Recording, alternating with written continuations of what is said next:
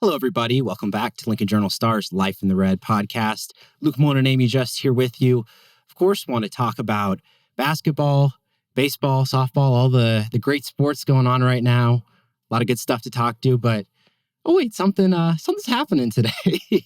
Some major uncertainty about Trev Alberts' status at Nebraska moving forward. That's the big news of the day. Yes. So it is currently 1:33 p.m. while we are recording. So this is an ever-evolving situation. By the time this comes out, things could drastically change.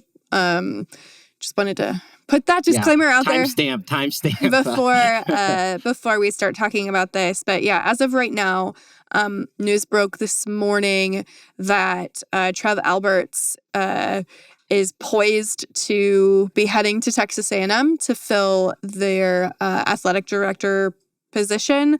No one expected this. Not his top assistants, not anyone, not his boss. No one saw this coming. So it feels like everybody at the university has been putting out fires today. It had been really quiet over there for a while, but some word is starting to leak out of there that, no one expected this. This did not come up at all before the news broke. Believe the Houston Chronicle was the first to break it this morning. This has been a speculative day so far without official word from A&M, from Nebraska, of course.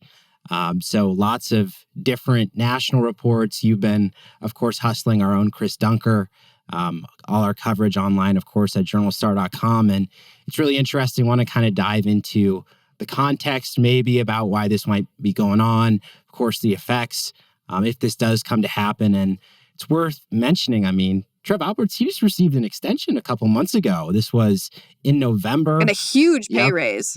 Doubled his base salary to $1.7 million a year. He's contracted through 2031. Several different yearly, long-term retention bonuses were added to that contract, as well as a $4.12 million buyout. So that's something that's worth mentioning, that if somebody does want to hire him away, Texas A&M, they're going to have to pay that buyout. That is pocket change to Texas A&M. Yeah, you're right. They've probably got some boosters that'll happily write a check. That is, in the oil and gas industry, $4.12 million is nothing. So, that's not going to scare Texas A&M away from luring him down there. Yep. And from Trev Alberts' perspective, too, I think, probably anybody who's listening to this podcast is probably somewhat familiar with his story. Husker football player, had a really long tenured, a really good career there at UNO as their athletic director before moving to Nebraska. And when he did make that move in 2021, I was there at the introductory press conference. I remember, he got emotional. He talked about how this was kind of a dream job for him. It was the only job that he said he'd leave UNO for. There was, I think, certainly at the time, a prevailing notion that, hey, this is a guy who could be in this role for a very long time. Yeah, and since I've gotten here, that perception has shifted a little bit, just because I know through talking to some of my sources that he has applied for a few different jobs in the past year and a half, 2 years.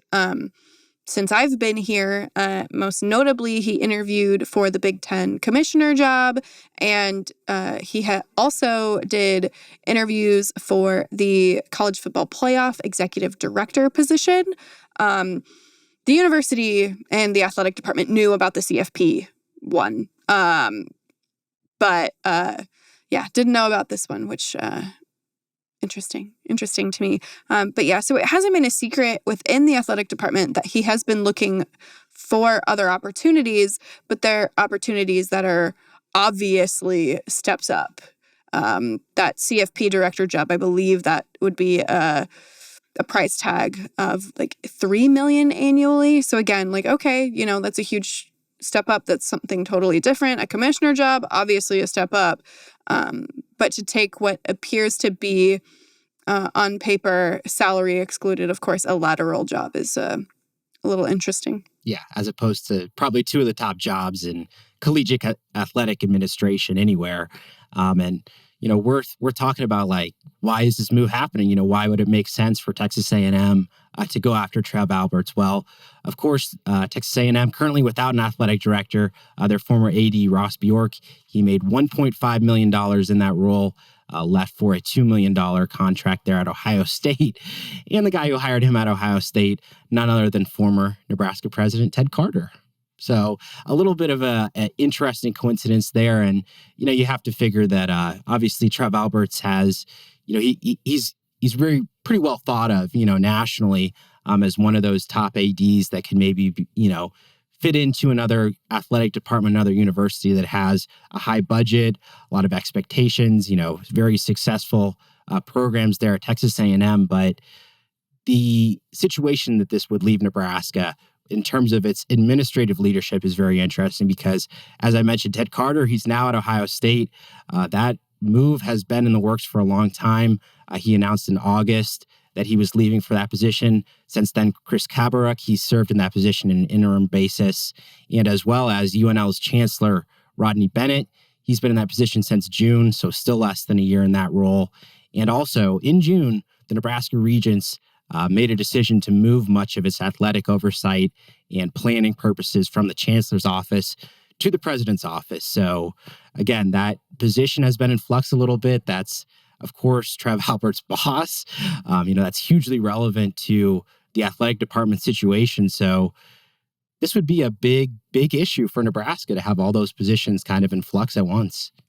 So someone tweeted out a photo today of the Nebraska brass at Matt Rule's introductory press conference. And from the left, it's Trev Alberts, Ted Carter, Rule, and Ronnie Green. That wasn't that long ago. Yeah. Oh, yeah. And now, granted, as we record this, we know that Trev Alberts hasn't officially made his decision yet.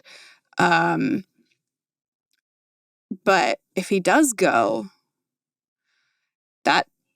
talk about just how incredibly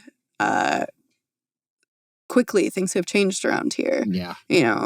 You talk about the sense of purpose, unity from the top down, and now the last man standing from that photo is Matt Rule, who's been here since, he's only had one football season. Mm-hmm.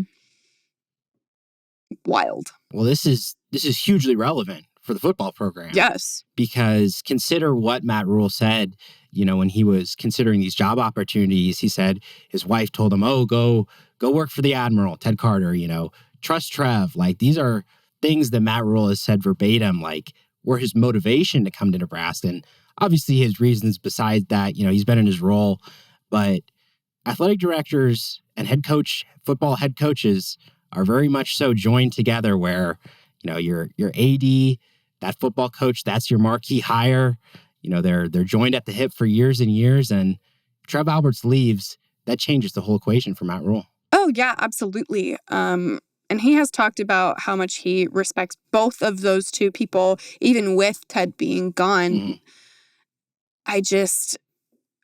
I want to know what's going through his head right now. I do know that he is on vacation right now, overseas. And I'm sure his phone is blowing up like crazy while he's trying to enjoy a game or 12 of golf. Yeah, it can't be that relaxing of a vacation right now for him. No, certainly not. Yeah. And I mean, from the perspective, too, of, let's say, Matt Rule is a tremendous Nebraska football coach in the next 2 to 3 years, wins double-digit games, takes the program everywhere they need to go. Well, if you had Trev Alberts, if you had Ted Carter, maybe that situation trying to get him to stay at Nebraska is a little bit easier. That's one of the possibilities that this administrative shuffle could open that door. Or you get a new athletic director that comes in, didn't hire Rule, maybe doesn't have the same patience. There's a lot of change, a lot of consternation, wondering about the uncertainty that this situation would create. Oh, yeah, absolutely. I feel it would be more likely that whenever, and this is a theory, whenever James Franklin leaves Penn State, if Matt Rule doesn't have the institutional support here, does he bounce?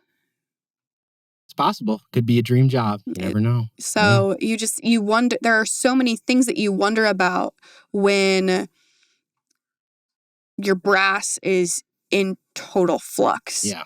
And that's one of them. Like, what would make him stay if the two people who brought him here, who lured him here, who promised him a lot of things aren't here anymore? What does that mean for you?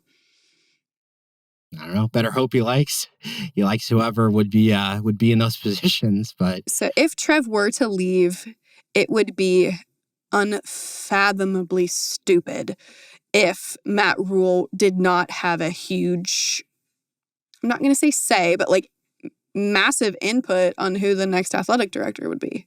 So talking about some of Trev Alberts' maybe achievements, during his time as an athletic director, I think one of the big things has been stability, because obviously we had the COVID situation, that impacted a lot of athletic departments' finances. And Nebraska was very quickly able to weather that, stay back in the green financially. You look at NIL, that's meant all sorts of changes from an athletic standpoint, and as well, the biggest thing, I think, conference realignment. Nebraska well-positioned in the Big Ten, but Trev Alberts always had that long-term vision. He's been part of those discussions amongst those Big Ten athletic directors. So he's always kind of had that vision for how do we advance Nebraska in this age of college athletics, and to lose that perspective would be, I think, very damaging to this athletic department. Oh, yeah. Trev has been a very forward thinker in most areas surrounding all of these big topics that have really changed the landscape of college athletics in the past several years. He's been very frank and very open about those things. And if he were to leave, like, what would that mean for Nebraska and how they approach this new landscape? Very interesting to me. Yeah, either you get somebody who has a very similar perspective to Trev, and they'd be able to continue that, or somebody with a very different perspective, and that could mean a lot of change. So that's another factor of uncertainty about what this potential decision would mean. And a final piece of the puzzle is Memorial Stadium, because big renovations planned, and Trev Alberts, another thing to his credit, volleyball day in Nebraska, I think that has to be one of the crowning achievements of the Nebraska athletic department in the last few decades. That was such a big moment. He's planned for ways to use Memorial Stadium in different ways.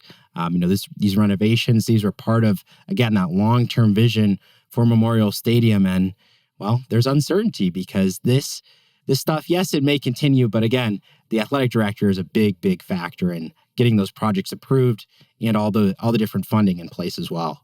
Yeah, and I think that, if I were a donor, I would be hesitant to give my money to that project right now. Mm-hmm. Nebraska doesn't have a president, and they might not have an athletic director. Like, what's the vision? That would be my question if I were to be writing, a check for any amount of money for that.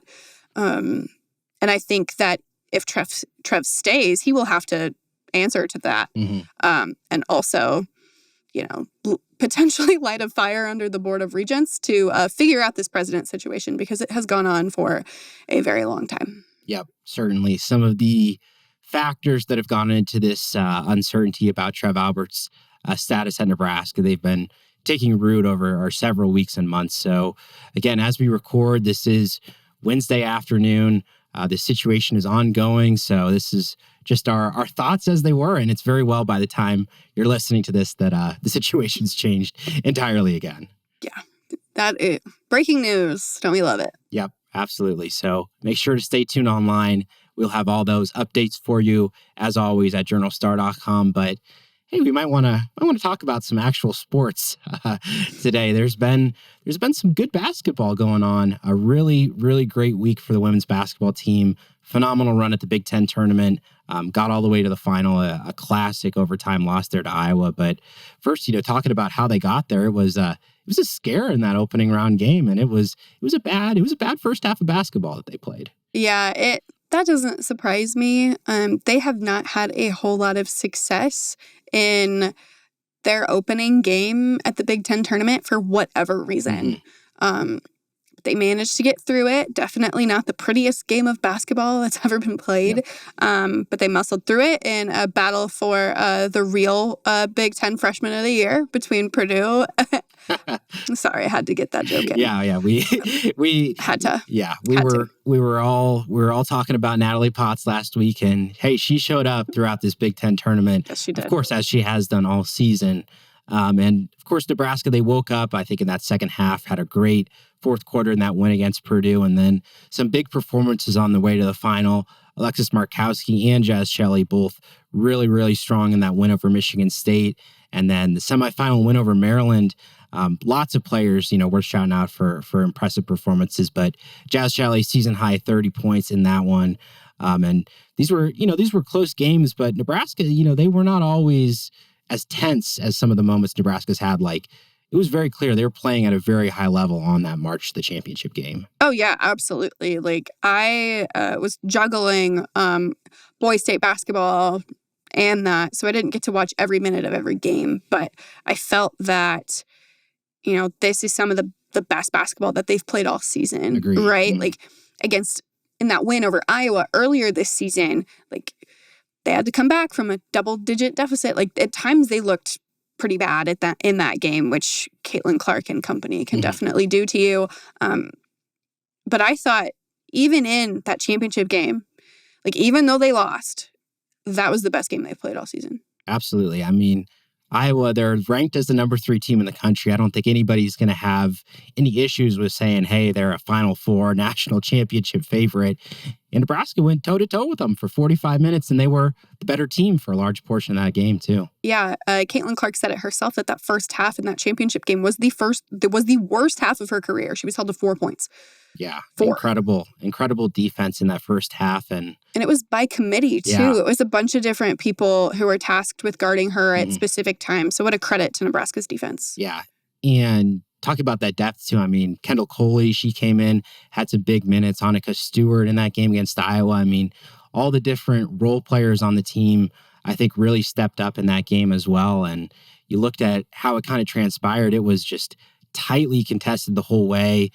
Nebraska being able to get that lead early, or at least there, in the second quarter, was huge. And they held on to it for a very long time. It was really impressive. But, man, Caitlin Clark is just something to watch with how she came on late in that game. Not that that's a controversial statement by any means, but she is so impressive with the way that she can take over the scoring, and she really needed to for her team. Yeah, they couldn't quite get it going. Like, Iowa, even though they played one less game than Nebraska in that Big Ten tournament setting, they looked gassed, like really early.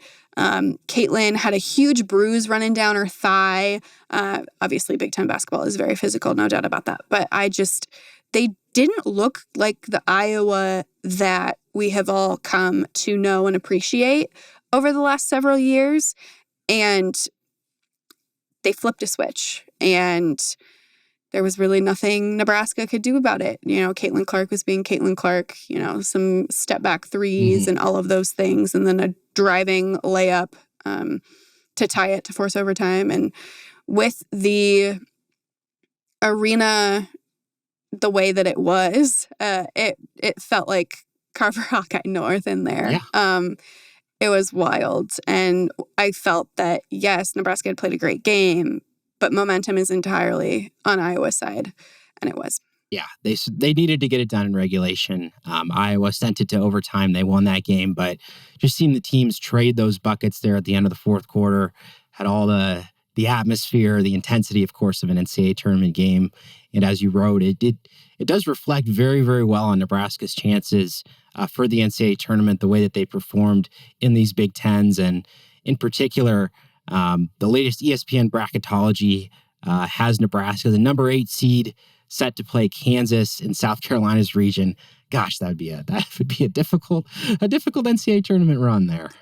Yeah, but also I haven't been putting a whole lot of stock into ESPN's women's bracketology this season. Be a little higher than that, yeah. Like, women's assistant one of their women's assistants had a really good thread yesterday about just how bizarre that Nebraska's seed line is for their tournament. Like, they did not move after the entire Big Ten tournament, which I thought was kind of questionable. Moved Iowa up, left Nebraska there after beating teams that on paper Nebraska's not better than. Like, it doesn't make any sense to me. They're, in the top 30 in the net. They've won all of these games against, incredibly tough opponents, and you leave them there? So I would put them to be more in like the 6-7 range. Yeah, I would say 7 seems fair. Yeah. But no, well, they're not. I think it was February, and we were talking about them on that 8-9 line. Maybe they were closer to a 9 then, but then they beat Iowa. They go on this run at the end of the season. Certainly, I think that seed should be trending up. So that is Sunday. NCAA bracket comes out, both on the men's and the women's side. So there'll be a lot of interest, certainly, about where this Nebraska women's team ends up, because they've positioned themselves very well. Yes, absolutely. They've done all that they could. Would have loved for them to get that championship victory. That would have skyrocketed them even more than they should be. So we'll see. Yep. So that is how the Husker women fared in their Big Ten tournament run. And now we can preview how the Husker men are looking as they head to the Big Ten tournament. And they ended the year with another road win, beat Michigan 85-70 to close that regular season. That's 6 wins in their last 7 games, crucially securing the double bye. Can't say paid much attention to that Michigan game. There was kind of another big game going on at the same time, the Big Ten championship tournament game. But yeah, considering I was at the Big Ten women's championship game, I did not watch much of that either, though I did appreciate reading that as soon as Fred Hoiberg got on the post-game interview with Pavelka and Jake, that he immediately wanted to know what the score of the women's game was, which I appreciated. Yeah, that's awesome, for sure. But still a really necessary win to secure that double bye. And Nebraska, also the number 3 seed in the tournament, will not play until Friday night. Thank God. Yeah. Could you imagine if I was on the road today with everything going on? No way. Oh, boy. No way. That would be a problem. Yeah. As if today wasn't enough of a problem already. Yeah, no kidding. And certainly, the advantage that it gives the double bye is huge, because you win a game, you're already in the semifinals. That is already one advantage for Nebraska. Then you consider the opponents that they're looking at. Number 14, Michigan, number 11 seed Penn State, they play in the opening round, and the winner of that will face number 6 seed Indiana. So all the potential opponents Nebraska could play in that first game that they play at this tournament, they are 5-0 against those opponents. So yes. Not that could change, but yes. However, Indiana has really come on strong lately. If the Big Ten tournament would have been set right after Nebraska played them last, they would have been playing in the Wednesday game. They looked horrible. But they figured it out after they said that they were going to bring their coach back, which is a questionable decision, but I guess it looks good now. Yeah. So we'll see. But yeah, no, it's going to be a really interesting scout for Nebraska, just because these 3 teams are so different. But they're headed up there today, so they can do their prep on tonight's games, tomorrow's game, and figure out what happens. Yep. So again, they will not play until Friday night. That is the nightcap. So sometime after 8 p.m., I think you can expect that game to be played. No exact start time yet. Everything's fluid there at the Big Ten tournament. So stay on your toes, everybody, with that start time. But hey, the path for Nebraska, pick up another quality win there potentially for their seeding. And of course, try to get as far in this tournament as you can. You have that quarterfinal matchup, and potentially there in the semifinals could be a rematch, kind of a grudge game against Illinois potentially. What a game that would be. The last time out was an incredible, intense game. And I have no doubt that if that were to happen again, once again, it would be quite the game. Yep, that would be an NCAA tournament preview certainly there if that does transpire. So that's how the bracket shakes out for this Nebraska team, and they have some awards to talk about too. Fred Hoiberg, notably named the co-Big Ten Coach of the Year alongside Purdue's Matt Painter. Although I might add, Purdue picked first in the preseason Big Ten poll. Nebraska was picked to finish 12th. Yeah. In my opinion, it should have been Fred all the way.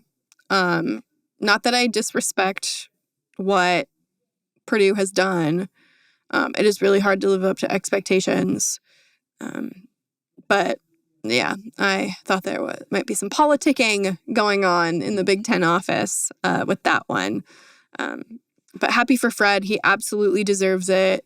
The job that he's done with this team has been absolutely incredible. For all the adversity that they've been through this season, for the struggles that they had, missing on a lot of the top prospects that they wanted to bring in for the transfer portal, getting guys who have done a phenomenal job coming in, playing at a higher level than they were before, and meshing it all together. I'm impressed. Oh, yeah, it's tremendously impressive. I mean, the last few years, it's every offseason, he's gone in the transfer portal, tried to maybe find that right group, the right mixture of players that could help progress this Nebraska program. This offseason got it right, got it exactly right. All these players that came in and have been improved too, of course. It's worth noting that the level of performance has gone up, and that's a huge reason why he ended up winning that award. And well done to him, of course. And from the players' perspective, two different guys that took home some all-conference honors. Keisei Tominaga, named second team by the coaches and third team by the media, scored 14.6 points per game this year. Nebraska's leading scorer. We talked about some big moments from him, and as well, Rick Mass, third team selection by the coaches, came on very, very strong this year. Huge presence in the post and great seasons from both of them. Yeah, I'm really happy for both of them, but especially for Mast, just with what he's gone through this season, with the incident before the year, with his knee surgery midway through the season. Incredible for him playing through all of that. And then for Keisei, I think it just shows the level of respect and fear that other Big Ten coaches have for him. Because when you're scouting Nebraska, the first question that comes up is, what are we going to do with Keisei? And I think the awards that he got definitely showcase just how the other coaches in the league feel about him. Yeah, if there was a hustle award or something, I think Juwan Gary might. Well, there is one, and he didn't get it. It was defensive shame. How he didn't end up on the All Big Ten defensive team boggles the mind. Yep, absolutely. You wonder if the games he missed at the beginning of the season and the games that he missed in the middle of the season took him off the bubble for that. But still, what an incredible defensive effort. You watch the guy play, and he's everywhere defensively. So many aspects to this Nebraska men's basketball team that's made them successful. And again, this week they are off to the Big Ten tournament Friday night. That's when the action starts. So make sure to stay tuned for that. And quickly, I will be there. Quickly, some other Husker athletic updates to get you through at the end of this podcast. The baseball team won their home opening series against South Alabama, won 2 of 3 games in that one, dropped the Friday matchup 11-3, start the series before the bats woke up the next 2 days. They kind of had a team meeting, if you want to say it, or just kind of a brief conversation after that Friday game, talked about maybe coming with a little more focus there back Saturday. That was very much the case. I was out there at Haymarket Park.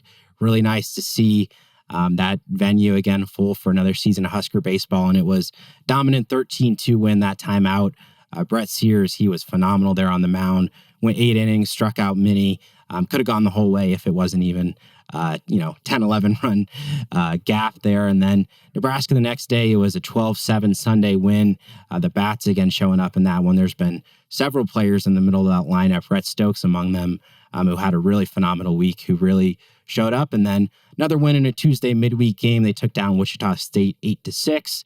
Huskers will play them again today as we record this, and then they have a 3-game slate against Nichols this weekend, off to a 10-4 start so far this season. Is their RPI still like through the roof? I think they're still top 10. Yeah. Wild. Not going down anytime soon, as long as they stay winning. Crazy. Yeah. They built that up in the non-conference slate. So that's how the baseball team's going. As for the Husker softball team, they've been looking back to try to get to 500 in terms of their season record, and did a good chunk of that by winning 3 of 4 at a weekend invite in Arkansas. And it was kind of an up and down weekend for the softball team. Yes, they got the wins, but blew a late lead in that loss, had to rely on a walk-off win in one of those, and were similarly up and down when they returned here to Lincoln. Tuesday action, they fell to Northern Colorado. A little bit of a disappointing loss for that one before a run rule win over Maine. And just across all those games, again, they're still trying to get this pitching staff, balanced and kind of set up the way that they want after Jordy Ball's season-ending injury. And throughout the year, it's kind of been a case of they need to score a lot to stay in these games. And once they win, as was the case there in Arkansas, usually 5-6 runs. The ones they lose, it's usually they score about 2 or 3. So yeah, still a work in progress over there. But I have faith that they'll figure it out. It just obviously isn't going to be the season that we all anticipated it being, but I do think they will figure it out somehow, some way. But maybe that's the eternal optimist in me. Well, there's some long-term silver linings. They've got a lot of freshmen to play this year. And one of the highlights this season, of course, has been shortstop Billie Andrews. She has been in phenomenal home run hitting form. She's approaching the program home run record, now 50 plus. I believe she's 2 home runs away from tying the record. I think 3 from breaking it. So only a matter of weeks, I think, frankly, before she gets there. And could happen, could be a big contribution toward it this weekend. Huskers playing a game each day, Thursday through Sunday. A little bit of a longer homestand this one, their final week of non-conference play before they get into Big Ten action. How is it conference play already? I don't. Well, it helps when they start right in early February. I know, but it doesn't feel like we're there yet. Like, slow down. Like the email we got about spring football stuff for next week, I'm not ready. Oh yeah, it's coming too. I'm not. No. Get those green non-contact. Get those jerseys out of the storage. Let basketball finish first. I can't. Yeah. I'm not ready. I don't know about you, and I don't know about the listeners. I'm not ready. I'm not ready for spring football. Yeah, certainly it'll be here though in about 2 weeks though. So I'm not ready. So that is how the softball team's looking right now, and a couple updates on the track and wrestling teams who just competed on some major invites. The NCAA indoor championships just happened for the track and field team. One of the top finishers for Nebraska, Till Steinforth. We talked about his success in the heptathlon. He placed 3rd there at the indoors, became a first-team All-American, and as well, Tyus Wilson. He was 4th place finisher in the men's high jump. Jenna Rogers tied for 6th in the women's high jump, and she became a 4-time first-team All-American.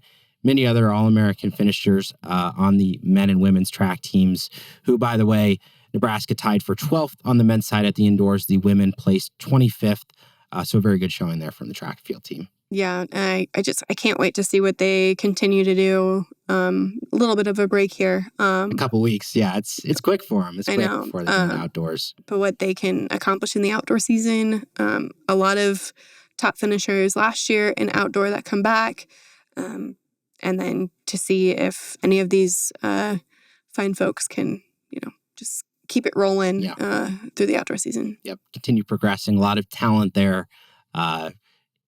In terms of, the runners and, of course, the field events, too, able to get out there, again, during the outdoor season. And as well as the Husker wrestling team, they were at the Big Ten tournaments looking ahead to punch their ticket to the NCAA championships. And many, many Huskers did. There are 9 of them that'll be going to the NCAAs. But top finisher there at the Big Ten tournament was Ridge Lovett. He won the title in the 149-pound weight class as Nebraska finished 3rd overall in the team standings. Incredible. What a showing that they had. Yes, Ridge is the only one who won. There were several guys who got 3rd, 9 guys podiumed, and their 10th guy was 1 position away from podiuming. Like, wild. This Yeah, is the most automatic qualifiers that they've had for the NCAAs in years.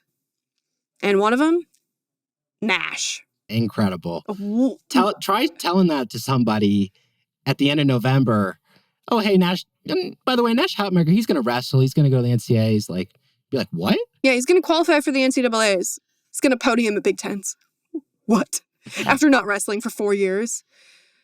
Just casual from him. Incredible. Absolutely incredible. The legend of the polar bear continues to grow. Yeah, I love it. Yeah, so that is one of the top stories as well. Another guy that we have to mention, Peyton Robb. He's going to the NCAAs. God. I'm speechless. What he has been able to do this year has been amazing. Nothing short of incredible. That he was able to wrestle at all is mind-blowing. And then for him to be able to reach this stage again, it's just, again, I got nothing. I've got no words. Just from a human standpoint, you have to feel so good for him to, go through all of the lengthy rehab process. You never know if you're going to be the same. And he's come back that much stronger too. Yeah, he fully believes that he's a better wrestler now than he was before. And I'm just in awe of what he's been able to do. Like, no matter what he accomplishes in 2 weeks in Kansas City, I mean, what a job well done. He's an incredible person. I have loved every minute that I have got to watch him wrestle and that I have got to talk to him and his family. Yeah, he'll leave a very big impact on that Nebraska without a doubt. program. I'm so glad that he was able to wrestle this year. I'm like crying. Like, I'm a softie. But yeah, no, it's awesome. Yeah, very special moment. And congratulations to all of the Huskers who are going to the NCAAs. Caleb Smith at 125 pounds, Jacob Van D at 133, Brock Hardy in the 141-pound weight class, Ridge Lovett, Peyton Robb, Antrell Taylor, Lenny Pinto, Silas Allred, and of course, Nash Hutmaker. They're rounding it out. So well done to the whole Husker wrestling team. We'll be excited to see how they do there at the NCAAs. And that was one heck of a podcast. Athletic department talk, basketball, other sports. There's been a lot. So hope all of you listeners, all of our regulars out there enjoyed this one. And as always, stay tuned. Journalstar.com will have more updates for you about the athletic director situation, Trev Alberts, potential movement there. But that'll do it for today's podcast. We'll see you next week.